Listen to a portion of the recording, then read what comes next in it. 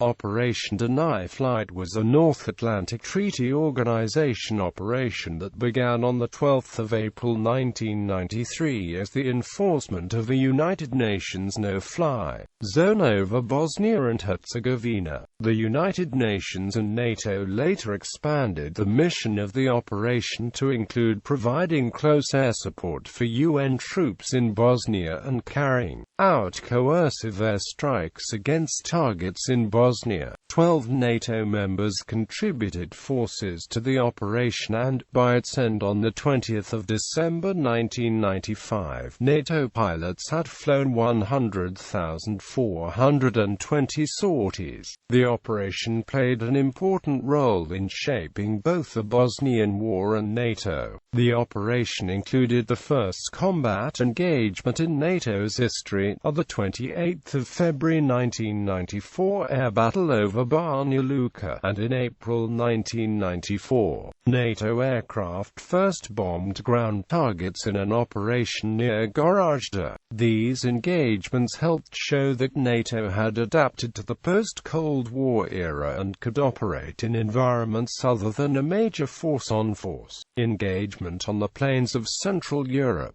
Cooperation between the UN and NATO during the operation also helped pave the way for future joint operations. Although it helped establish UN-NATO relations, Deny Flight led to conflict between the two organizations. Most notably, significant tension arose between the two after UN peacekeepers were taken as hostages in response to NATO bombing. The operations of Deny Flight spanned more than 2 years of the Bosnian War and played an important role in the course of the conflict. The no-fly zone operations of Deny Flight proved successful in preventing significant use of air power by any side in the conflict. Additionally, the air strikes flown during Deny Flight led to Operation Deliberate Force, a massive NATO bombing campaign in Bosnia that played a key role in ending the war.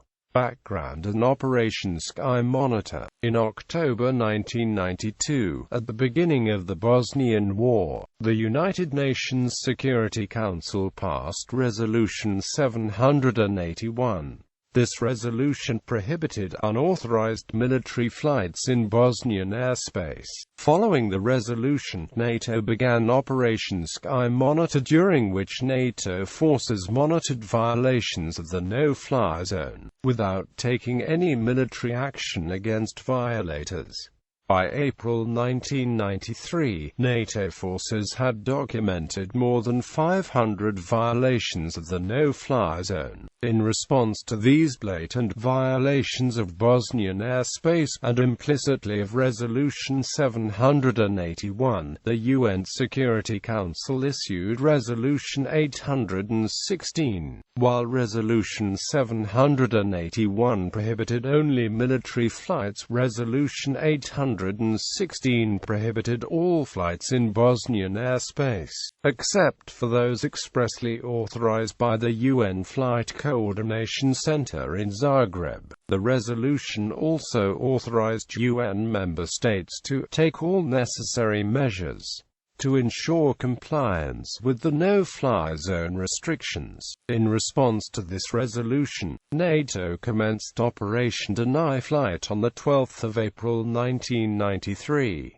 Initially, Deny Flight was intended only to enforce the no-fly zone. However, several NATO members, including the United States, were eager to find ways to end the war and improve the situation of civilians, and hoped that military action could do so. The U.S. had already taken unilateral actions to aid civilians caught in the conflict by dropping humanitarian supplies into Bosnia under Operation Provide Promise. Many U.S. officials argued for the use of military force. These officials were eager to expand U.S. air operations through Deny Flight, hoping that an aggressive no-fly zone and possible air strikes would end the conflict more quickly. NATO forces suffered its first loss on the second day of operations, when a French Mirage 2000 crashed in the Adriatic Sea due to mechanical failure.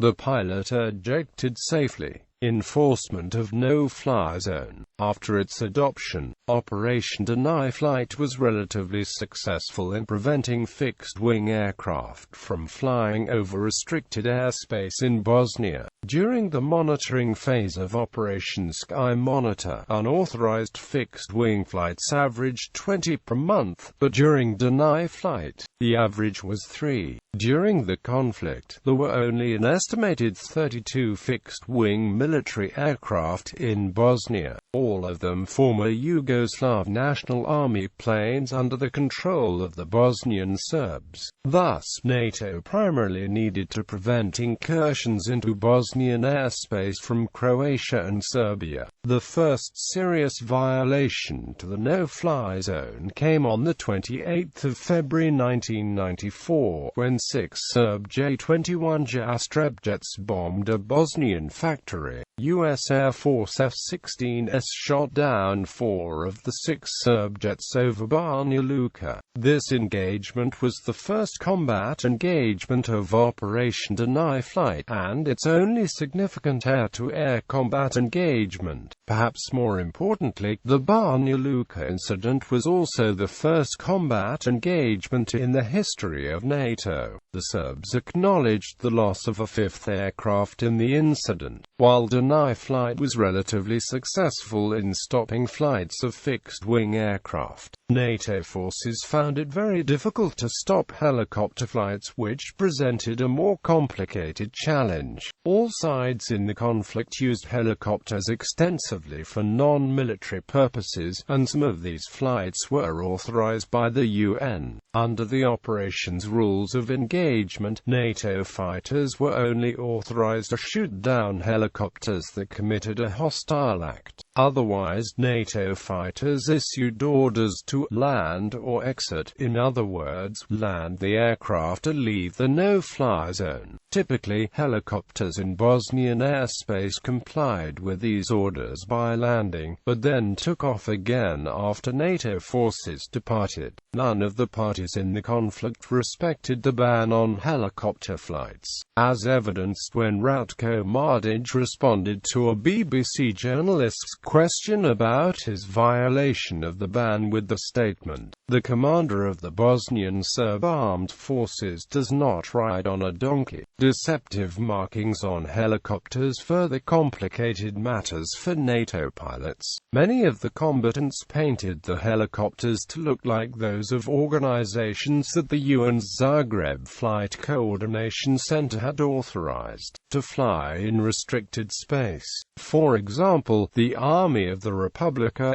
Srpska often painted a Red Cross logo on the helicopters, and Croatian helicopters were given markings similar to those of UN humanitarian aid helicopters. The questionable identity of these helicopters became particularly problematic after the Black Hawk incident in Iraq, because NATO pilots became more reluctant to engage potential belligerents without clear identification. As a result of the rules of engagement and difficulties in aircraft identification, NATO forces proved unable to stop most unauthorized helicopter flights, resulting in a documented total of 5,711 unauthorized flights during the conflict.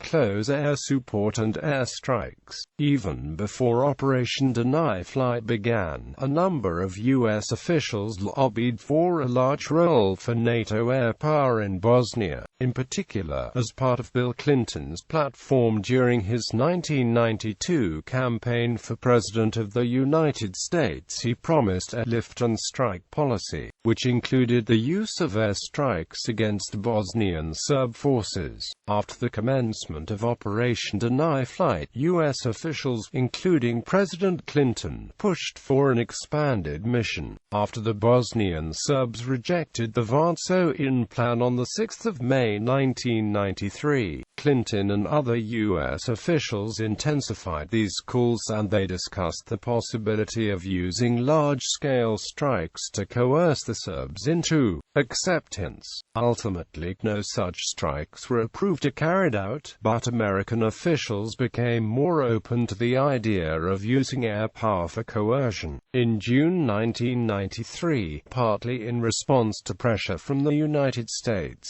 the Security Council passed Resolution 836, which authorized NATO forces to provide close air support for UNPROFOR forces upon request. The procedure to request air support was quite difficult, as it involved the dual key of both UN and NATO approval. UN approval required contact with the United Nations headquarters in New York City, making effective coordination nearly impossible given the difference in time zones. The UN approval process was later somewhat streamlined when UN Secretary-General Boutros Ghali delegated the authority to authorize air strikes to his special representative in Bosnia, Jasushi Akashi. Even after this simplification, however, dual key remained a problem, as all requests first had to be processed through the UN Air Operations Center in Kislyak, then pass up the entire UNPROFOR chain of command to Akashi. After Akashi approved the request, he would make a request to NATO commanders, who then had to pass orders back down the chain of command and coordinate with forces on the ground. Due to the difficult dual-key authorization measure, NATO did not fulfill its close air support mission for several months.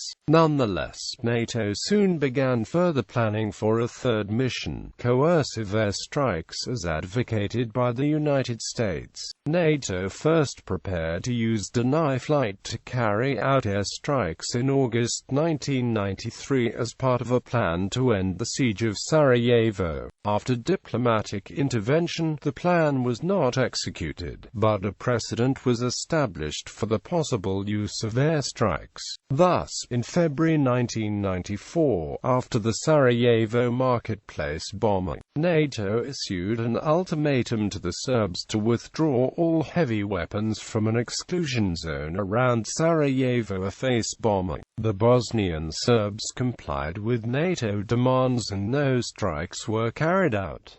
Attack on Gorazde. In April 1994, Bosnian Serbs forces launched an attack on the UN-safe area of Gorazde. Initially, U.S. Secretary of Defense William Perry told reporters that the United States would not enter the war to stop the Serbs from overrunning Gorazde, and other senior officials publicly downplayed the possibility of using airstrikes. Several days into the attack, however, a number of UNPROFOR soldiers were injured, and one was killed by Serb fire. Thus, General Michael Rose, the UNPROFOR commander, requested NATO strikes under the mandate of UNSCR 836. On the 10th of April, in response to the request, two U.S. Air Force F-16s dropped bombs on Serb targets, including a tank and a command post. The next day, two U.S. Marine Corps FA-18C aircraft strafed additional targets in the area. The same day, General Ratko Mladic, the commander of the Bosnian Serb army, called General Rose and threatened the safety of his forces, saying, "One more attack and I will shoot down aircraft. Cannot guarantee safety of UNPROFOR and will attack UNPROFOR and your headquarters," making good on his threat. From the 12th of April to the 14th of April, Mladic ordered his forces to surround 150 UNPROFOR peacekeepers, effectively taking them hostage. Mladic then telephoned General Rose and told him that if NATO did not stop its actions, not one UN soldier would leave alive. Some of the UNPROFOR hostages were from NATO member states, notably the United Kingdom and France,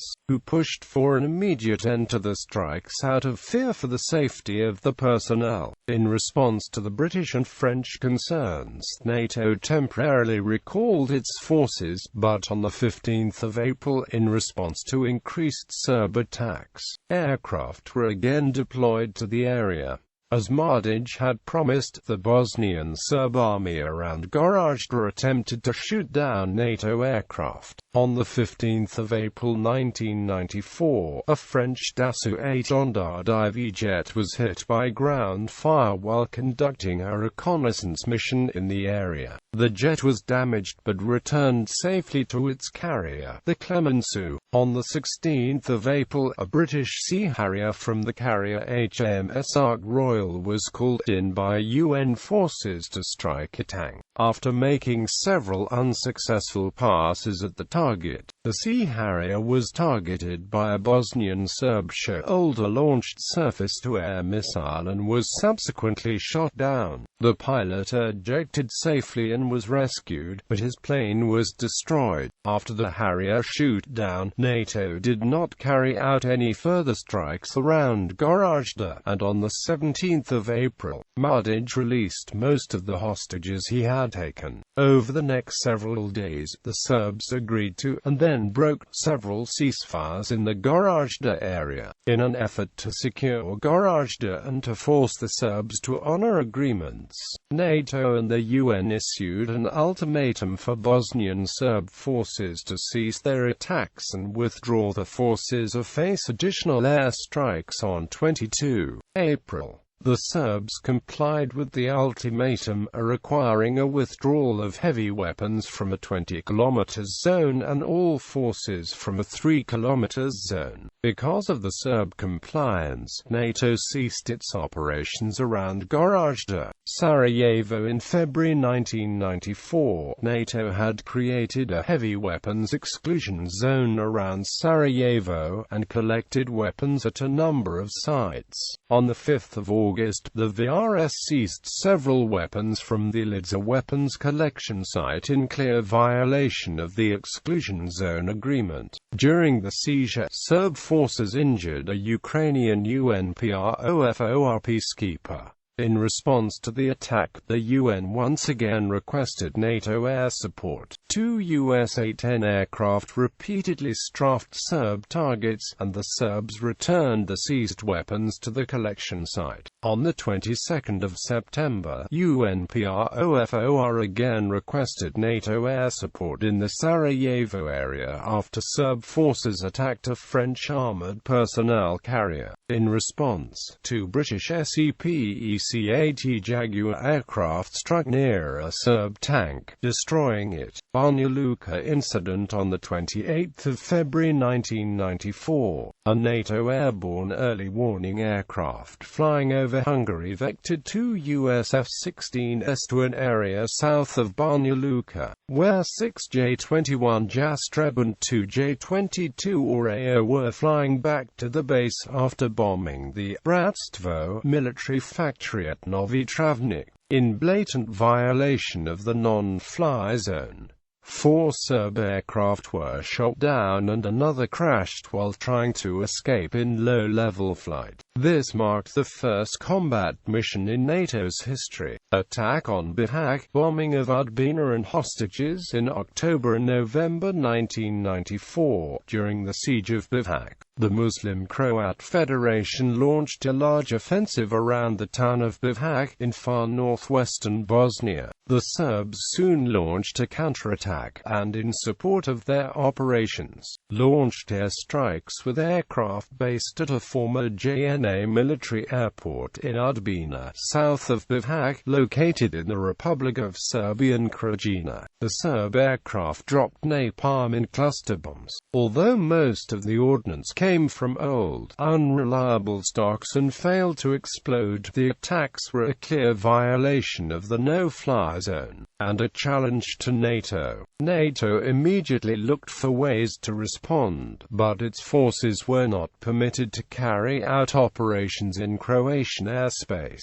and due to Bihac's proximity to the border, Serb aircraft could attack into Bosnia, then cross back into Croatia before being intercepted. As such, NATO was powerless to stop the incursions. In recognition of the situation, the Security Council passed Resolution 958, which allowed NATO aircraft to operate in Croatia. On the 21st of November, NATO acted under its new authority with a strike on the Udbina airfield. The strike, which involved 39 aircraft, was the largest combat operation in NATO's history up to that time. Nonetheless, it was criticized as a pinprick that did little real damage to Serb capabilities, only temporarily disabling runways. The NATO forces deliberately refrained from attacking Serb planes at the airfield, and only targeted runways and anti-air capabilities.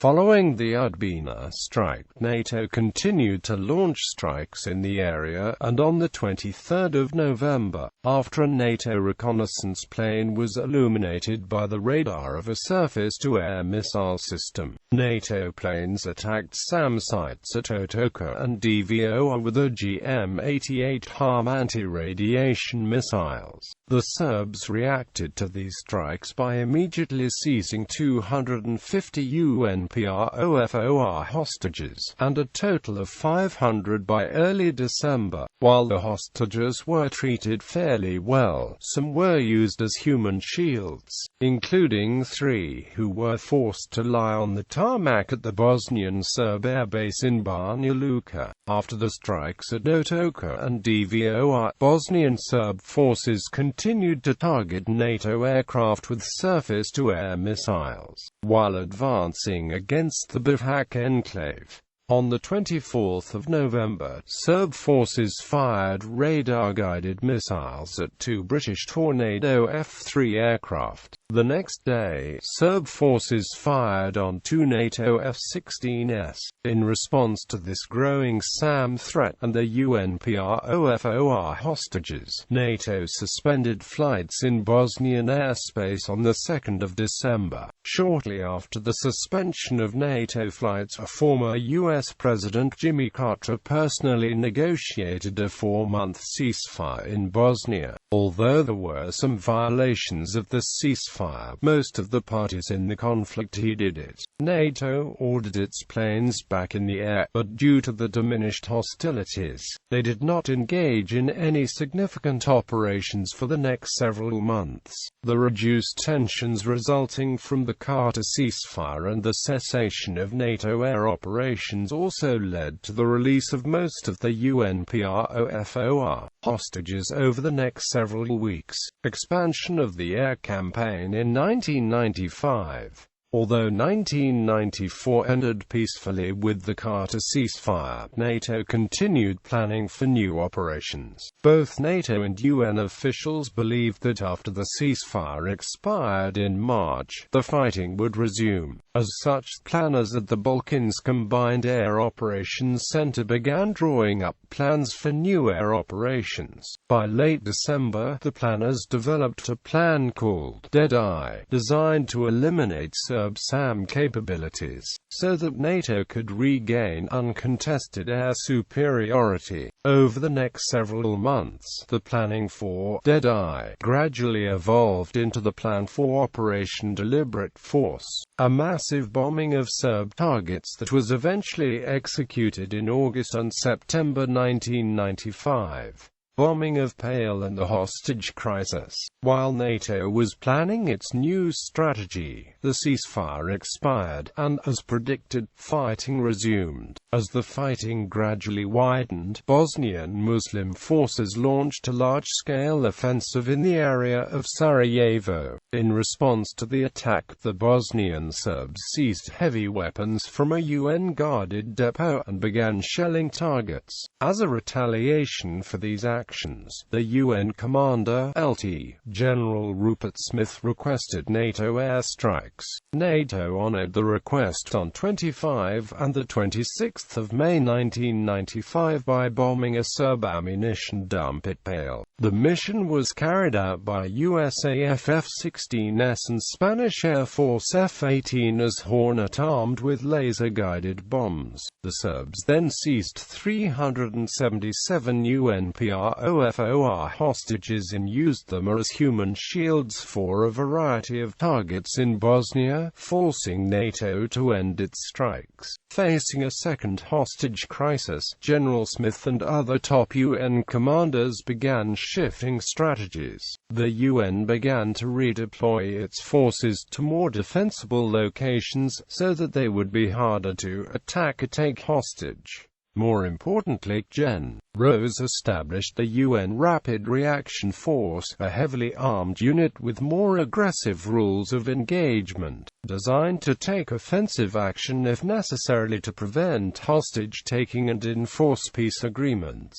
Downing of Scott O'Grady. After the seizure of the 377 hostages, NATO did not carry out further airstrikes, but it did continue regular air patrol operations in support of the no-fly zone. On the 2nd of June 1995, Captain Scott O'Grady of the United States Air Force was sent on a routine no-fly zone patrol in his F-16.